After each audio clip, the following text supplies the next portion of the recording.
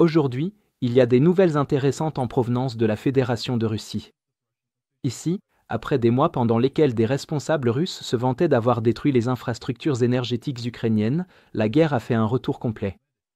La Russie goûte désormais à sa propre médecine, car de massives frappes de représailles ukrainiennes sur des infrastructures énergétiques critiques ont plongé des régions entières de Russie dans l'obscurité.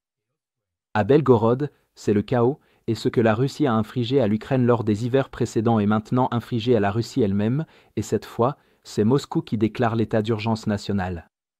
Le gouverneur de Belgorod, Vyacheslav Gladkov, a exhorté les habitants à trouver des sources d'énergie alternatives et à compter sur des générateurs après que des missiles et des drones ukrainiens ont anéanti les principaux systèmes électriques de la ville. Mais l'ordre frise l'absurdité. En raison de l'aggravation de la crise du carburant en Russie, les autorités locales ont simultanément interdit aux citoyens de remplir des jerrycans d'essence, le carburant même dont ces générateurs ont besoin. La panique s'est rapidement propagée lorsque les habitants ont compris qu'il n'y avait ni plan de secours ni solution réaliste proposée par le gouvernement.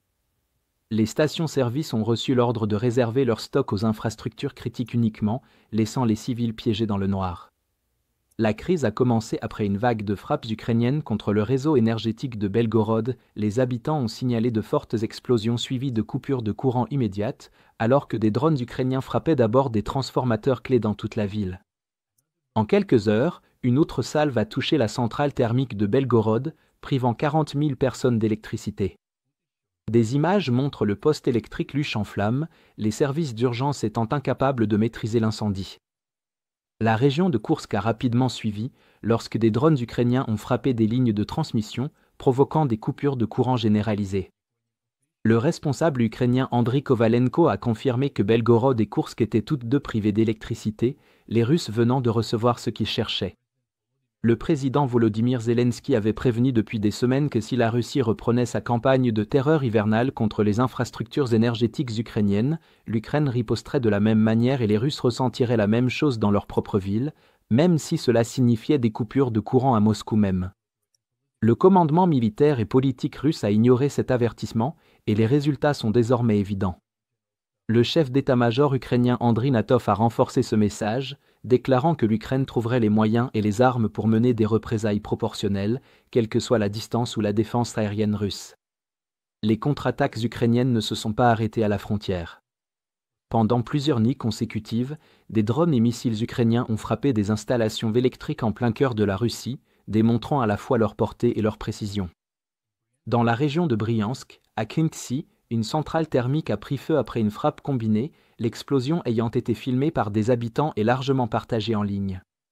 Dans la région de Vladimir, un poste électrique de 750 kV, un nœud critique du réseau énergétique du centre de la Russie, a été mis hors service. À Ulyanovsk, le poste de Veshkama de 500 kV a été touché par plusieurs drones, provoquant des pannes d'électricité en cascade dans toute la région. L'attaque contre le poste de Kinel-Tcherkassy à Samara a suivi, mettant hors service un autre maillon majeur du réseau interconnecté russe. Quelques heures plus tard, le poste de Balachovka à Volgograd s'est embrasé, perturbant le transfert d'électricité depuis la centrale hydroélectrique de Volskaya. Les frappes ont atteint jusqu'à Nijni Novgorod, où 6 drones ukrainiens longue portée auraient touché une installation énergétique clé, privant plus de 200 000 habitants d'électricité et paralysant des zones industrielles, au point que même les réseaux de téléphonie mobile se sont effondrés. Lorsque le gouverneur de la région a qualifié la coupure de courant et de communication de « détox saine », les habitants ont réagi avec fureur, accusant les autorités locales de mentir et de fuir le problème alors que leurs maisons gelaient et que leurs entreprises fermaient. La ligne officielle de Moscou est le déni, mais l'ampleur des dégâts est indéniable.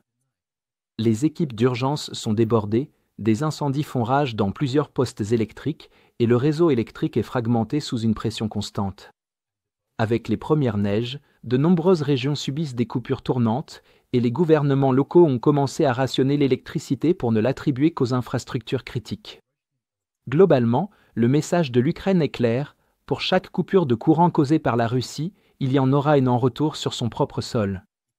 Cet hiver, la situation s'est inversée, car les drones et missiles ukrainiens de longue portée, produits localement, sont désormais capables de frapper à des centaines de kilomètres à l'intérieur du territoire russe, avec une précision et une régularité qu'ils n'avaient pas les années précédentes. Après des mois à ignorer les avertissements, la Russie est désormais contrainte de subir ce qu'elle avait elle-même utilisé comme arme, l'obscurité, le froid et la peur. Alors que les responsables russes déclarent l'état d'urgence énergétique et peinent à rétablir le courant, l'Ukraine est passée du statut de victime de la terreur énergétique à celui de maître de la riposte. Les lumières sont peut-être éteintes à Belgorod, Koursk et Novgorod, mais il est certain que Moscou pourrait bientôt suivre. Si vous souhaitez explorer d'autres développements clés d'aujourd'hui, que nous n'avons pas pu couvrir dans cette vidéo, assurez-vous de visiter notre carte interactive d'actualité. La carte de base est entièrement gratuite, donc même avec un abonnement gratuit, vous pouvez suivre les mises à jour du front quotidiennement et prévisualiser les dernières nouvelles et les images de combat. Plus important encore, la carte vous permet de voir exactement où se déroulent les événements les plus significatifs, vous donnant un aperçu complet de la situation mondiale en seulement 5 minutes par jour. Le lien vers notre carte interactive se trouve dans la description ci-dessous. Merci d'avoir regardé cette mise à jour, et un merci spécial à tous ceux qui suivent déjà notre carte interactive.